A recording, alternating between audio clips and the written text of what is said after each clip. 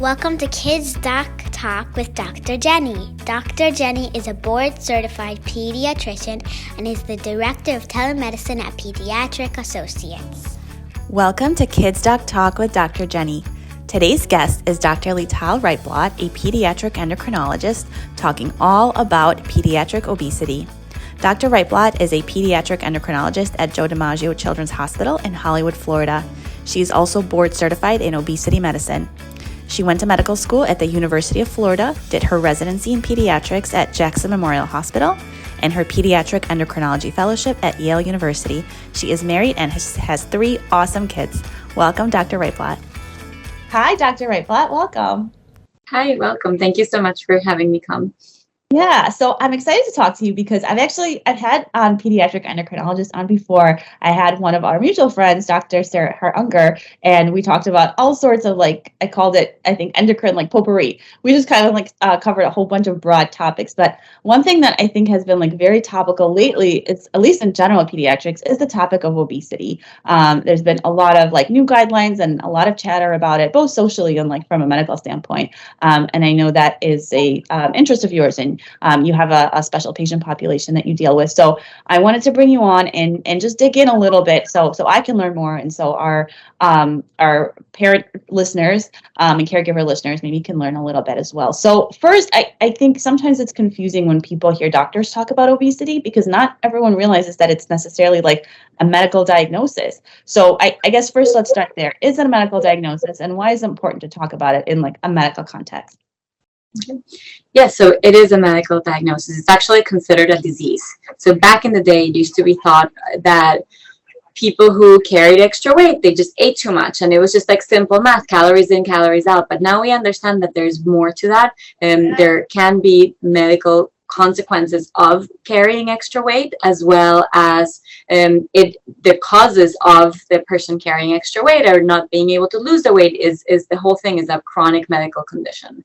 And why is it important? It's important because we know that kids who carry extra weight are going to move on to be adults, well, first adolescents and then adults that carry extra weight. And as we get older and potentially gain more weight, then we have higher risk of developing some of the conditions that we think of and when we think of somebody, having obesity. So high blood pressure, high cholesterol, pre-diabetes, or eventually developing type 2 diabetes.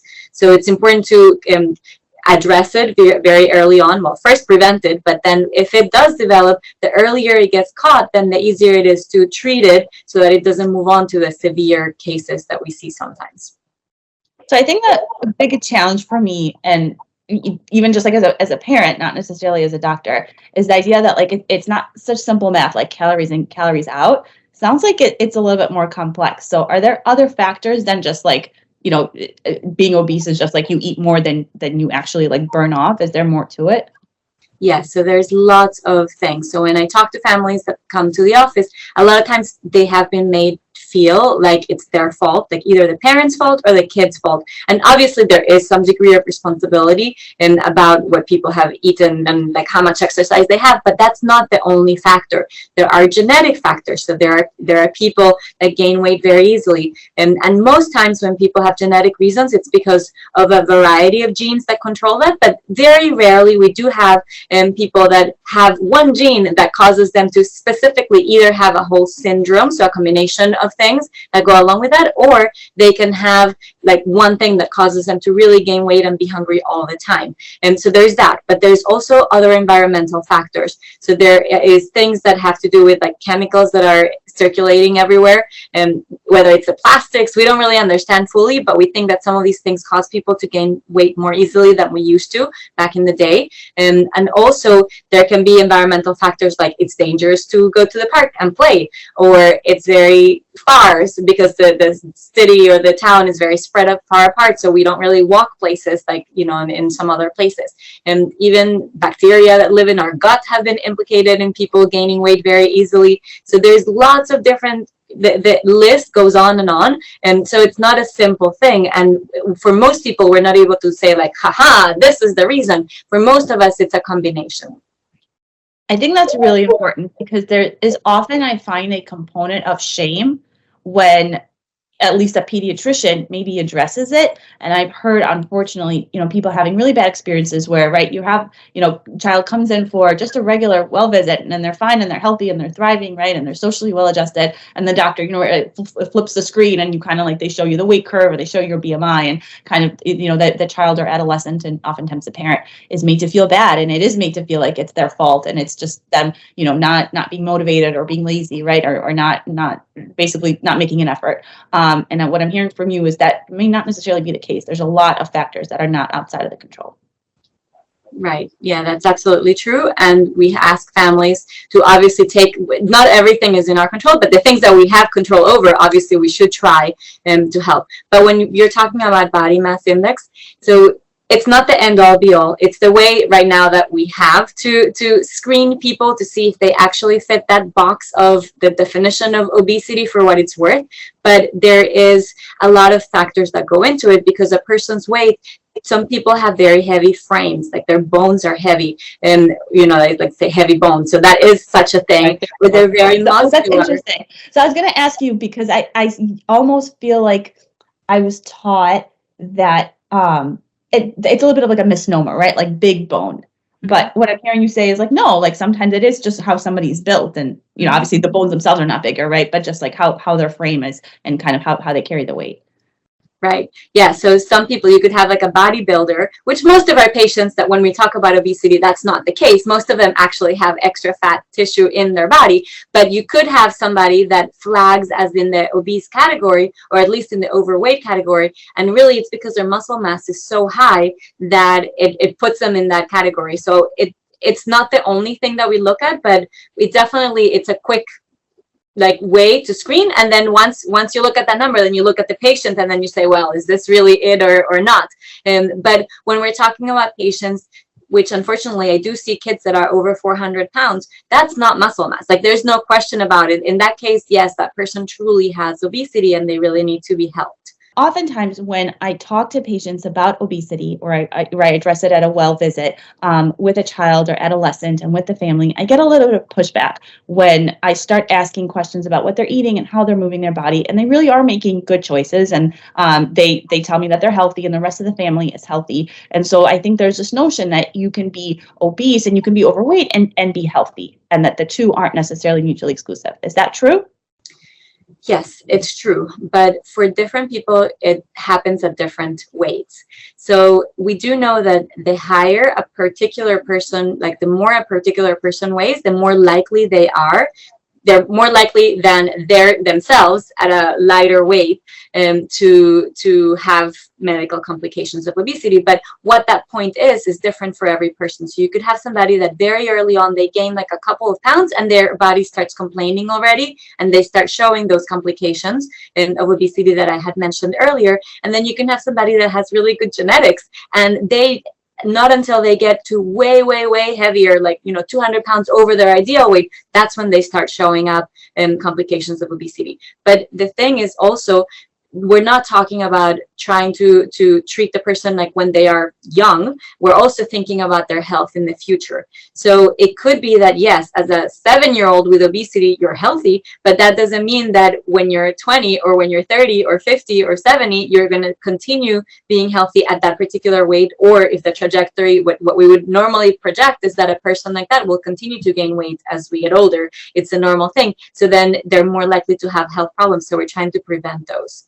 But the other thing that I also want to say to counter that is, what we do want to promote is a notion of being happy. Not, healthy we don't have control over. Happy we do have control over. We want people to be happy at whatever weight they are because they look great. I usually, when I see patients, that I start out by saying, we're going to be discussing your weight, so is it okay? And then number two is, we're not really, I'm not judging you or anything like that. I'm not pointing fingers, but this is really important because I want you to be healthy on the inside. And part of that being healthy on the inside is also mentally healthy and being okay with who you are and embracing your curves or whatever it is. So actually, one thing that I want to ask, going back to kind of this idea that sometimes there's a little bit of shame and blaming, especially when I have these conversations with family. And that's certainly something that I really, really want to avoid, because I do want it to be like just mutually beneficial, and I want there to be some ownership, but also have them feel good about themselves the way that you described. Do you have any tools or like any sort of tips of how you speak to families about obesity that takes like the shaming and the blaming out of it? Yeah, so I have an advantage in that by the time they get to me, somebody already had that initial discussion, so they clearly know that they're coming to the office for that. They're not coming for like their ears. But I do mention, I start out by saying that we're going to be talking about your weight. So usually, like most of the time I'm talking to the kid, especially if it's a teenager. If it's a younger child, I may not necessarily address them. And I tell them, I said, like basically the same thing we discussed before. That's how I describe it to parents. I say, a lot of times we used to think of a person's weight as, so first I ask permission from the kid to see, we're going to talk about it.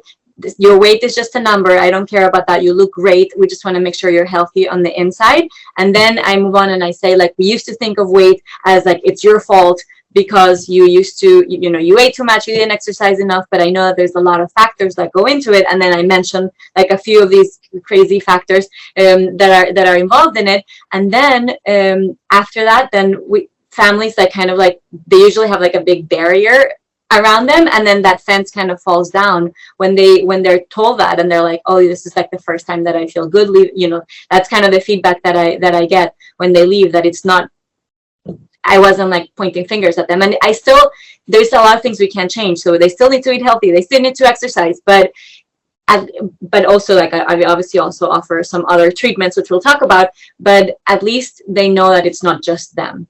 There's people that have different metabolisms. They burn things. They eat like lettuce and tomato and they gain weight, whereas, their little friend at school can eat like a bunch of candy and like they're still like a little stick. Okay, I hear that, and I actually really love that approach. So I want to talk a little bit more about like the kind of factors that you're probably a little bit more in tune to, and maybe some treatments that people may not know about. But let's first talk about kind of like the basics, right? So things that, right, eating healthy and moving your bodies. So I think that people hear that all the time and intuitively makes sense, but it's probably not so easy. So what are some like common challenges that families face when they are trying to address obesity in a child? So I'd say the strongest one is inertia, because it's very hard to make changes. I mean, us as adults find it very hard to make changes, and imagine making a change for a child who may not really understand or may think that they're getting punished. And also it's very hard. The whole family has to make the change. So we can't have the whole family like eating French fries and burgers and then give the person that might need to lose weight to eat tomato and lettuce. Like that kid's not really going to be effective. So the whole family has to do it together. And that's very hard to do. There's the things that I hear from families are lack of time. So just they don't have time to make whole meals, etc., that are made from scratch. Money, because it's also way more expensive to buy whole fresh vegetables and whole meals, etc., than like to go to the McDonald's or something like that and get something that's much cheaper. Ramen noodles, that's like a favorite somehow. The other thing is time to exercise, safety of finding facilities to exercise in, and those are kind of the biggies that keep coming back. But it's also, we're just wired to like these foods that are higher in fat and higher in sugar content, and there's advertisement, there's like so much. Actually, it's harder to find healthy foods than it is to find this like unhealthy foods in the store, or like cereals. So you really have to dig hard to find those really the healthy ones. So that's really tough. Let's maybe talk about some of the things that you can offer, or right, right, maybe either a gastroenterologist or an endocrinologist like yourself who works with these patient populations. What are some actual treatments for obesity?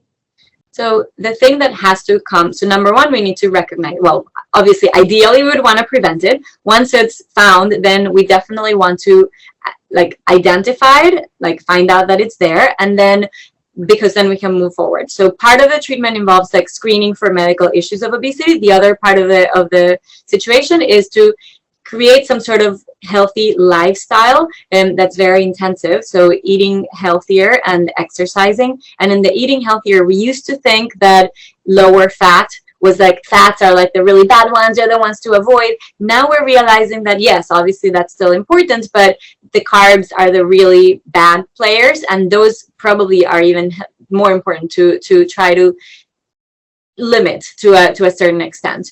So those things. And then when that doesn't work, or if that doesn't work, then we move on to, we have the option for other kids that are older and might not have responded to more conservative things. There are medications to help people lose weight, and those right now are approved for 12 and older. And then there are some for those kids that are very extreme, which usually we say if you're over 100 pounds, your ideal body weight, then that's going to be almost impossible to lose all that weight and keep it off for a substantial period of time. So even diet and exercise alone, you may be able to lose some or a portion of it, or even the whole thing, but you'll regain it. And medications, you might be able to lose some of it. But if that doesn't work, the most effective is actually surgery to help a person lose weight and to fix the metabolic derangements that are going on that make the body think that you're supposed to weigh that much, because that's part of the problem with obesity, is the body defends that extra amount of fat being like tissue in the body. And so that surgery is, initially it was only for adults, and then recently it had been offered to like 15 and older, and the newest guidelines say that even 13 and older should be considered for that. And so that's not like your typical kid that doesn't fit into their bikini and gain like an extra 10 pounds. Obviously that's not the population, but we're talking about the 300-pound, 400-pound children. There's no other way that they'll lose it, so that should be a consideration for them. So I want to talk about medication for obesity, because this really was not on my radar so much until very recently, when the AP, the American Academy of Pediatrics, came out with obesity guidelines. And they seemed almost, I don't want to say aggressive, but they were very forthcoming, I think, with information about medication, and almost encouraged, I guess, being comfortable starting medication in children. So tell me a little bit about, is that kind of like the tides are changing, and that is, very much the thinking right now in the field, that medication should be started sooner rather than later? Or are we just kind of starting to learn about how this works together with like healthy lifestyle changes? Yeah, so I mean, it's all a working process, but yeah, medications should be started, because the thought process before, and this is kind of like in the guidelines, this is the new thing. People used to be thinking like, oh, this is just the baby fat, they're going to outgrow it. When they go through puberty, they'll have a growth spurt, they'll thin out. Because maybe in our generation, or the generation from our parents, that's what used to happen, because we used to be outside playing a lot more, and that was the truth. But in this current generation, our kids are just not as active as they used to be, as we used to be. So we don't have that, generally if a kid has extra weight, they're going to continue to struggle with their weight even more as they get older. So the earlier we address it, the better. So because we consider obesity as a medical problem, because it is, just like high blood pressure and diabetes, if a person has high blood pressure or type 2 diabetes and they're not responding to lifestyle changes, nobody would feel bad about starting them on cholesterol medication, high blood pressure medication, metformin for their diabetes. And so it's not really like cheating or anything like that. So weight loss medication is the same thing. And what we're realizing is we're addressing all the complications of obesity with medications for cholesterol, high blood pressure, whatever, when really we should just be addressing the underlying problem, which is the obesity. So if you treat that, then you won't need the 17 other medications that people end up getting put on later on in life. So that's why there's such a push to change the way we're addressing things. That makes a lot of sense. I think I probably, just because I haven't had so much experience with this, like initiating medication, I probably don't have such a high comfort level with it. But I could see a question, if I'm going to discuss this with the family, probably the first question they're going to have is, am I married to this medication? In other words, is this like a long-term thing? We said and acknowledged that obesity is a medical condition. We know that it's very challenging to address, both on our side medically and for the patient to make all the lifestyle changes that we know they need. So is this a forever medication? Right, so that I have that discussion with the patient. So I tell them, don't expect that this is going to be like when you have an ear infection, you take an antibiotic for 7 to 10 days and then it went away. This is not a cure. This is a treatment for a chronic medical condition. But I do tell them, it doesn't mean you're specifically married to this particular medication. Maybe there will be something better down the line or something like that. But if you were to come off the medication, if you have high blood pressure and your blood pressure is very well controlled, and then you come off your blood pressure medication, nobody in their right mind would think that their blood pressure is going to be normal when they're off their medicine. Their blood pressure will go right back up where it was before you started the medicine. With a person's weight, it's the same condition. So if you lost 100 pounds on phentermine, for example, which is one of the medications, and you come off of it, the body remembers what the most you ever weighed was and tries to go back to that, unfortunately. And so if you have developed healthier lifestyle, etc., maybe you won't gain the entire 100 pounds, maybe you'll get 70 of those pounds over a short period of time. And so it's very remarkable how much the body remembers, and it really tries to defend that amount of fat in the body, and it goes right back to that. We haven't figured out a pill that will, or an injection that like 100% resets the weight that the body thinks it's supposed to have. The only thing that does that is this surgery for weight loss. That is an end all be all. Yes, sure, people can regain the weight, but the majority of times it doesn't have to happen if you're following the instructions. With the medications, it goes right back. So it is considered a long-term. I mean, you wouldn't treat a chronic medical condition like thinking that you're going to put a patch on it and then it's gonna be solved like very quickly. That's so interesting, but I do want to emphasize that, and probably you spend a lot of time counseling patients on this, that the medication is not a replacement for all the lifestyle changes. Like the lifestyle changes it sounds like you expect for that to begin right before the idea of medication is even introduced, and the two things need to both be part of the treatment. Yes, that's very true. And so I tell them, like, there's no magic, whatever. You're not going to lose weight on your own. But what I find sometimes is that when I start the medication, before people have started medications, there's a lot of defeated attitude. Like, why should I try? I'm never going to succeed, because they've tried so many times, and so many times they've succeeded. You know, they've been able to succeed at small amounts, and then it goes right back to where it was. So they stop trying. But when they start taking the medication, they start seeing results of what they're doing, and then they actually on purpose choose the healthier foods, and they choose to exercise because they're feeling great, and the more they put into it, the more results they're getting. So it's a little bit like a good cycle of events, and so it's a really nice thing to see. I have one of the things, you know, we always talk about complications of obesity being high blood pressure, cholesterol, diabetes, but one of the complications of obesity is mental health issues. Yeah. So depression. So a lot of times the kids come in and they're crying the entire visit at the beginning, and then all of a sudden they're given the tools to succeed, and they come back and they're so happy, and they're choosing healthier lifestyle for themselves because they really want to. Like before, the parents tell me, before I used to have to force them to eat their carrots and to go to the gym, and now they're choosing it on their own because they really want to. So it's very powerful to be able to help people in that way.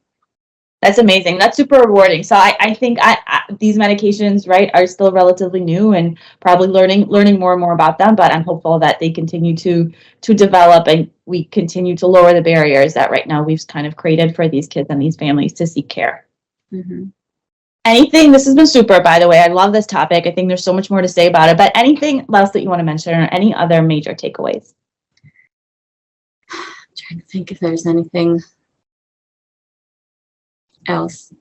No, I mean, it's just a matter of probably there isn't enough people that treat kids with obesity for the need is huge, and that's why it would be awesome if pediatricians can get started, because there aren't enough specialists for this. The guidelines also request that insurances start covering, because if it is a covered benefit, then I think more people will start doing it. Once pediatricians get comfortable with that would be amazing because it'll alleviate the bottleneck. Like, I'm so full, I have one patient, and then 9 months, like the next time I can see is in 9 months. Obviously I can't do a good job like that. Oh, okay. Yeah, so I think a good takeaway for me as a general pediatrician is to educate myself more on how, like, at least the physiology of it a little bit more, understand that it's complex, and empower my families and my patients to learn more about the tools, and educate myself about the different tools that I can offer families. Okay, well, wonderful. Thank you so much. You're welcome. Make sure you like us on Facebook and follow us on Instagram and Twitter. Thank you for joining us on Kids Doc Talk.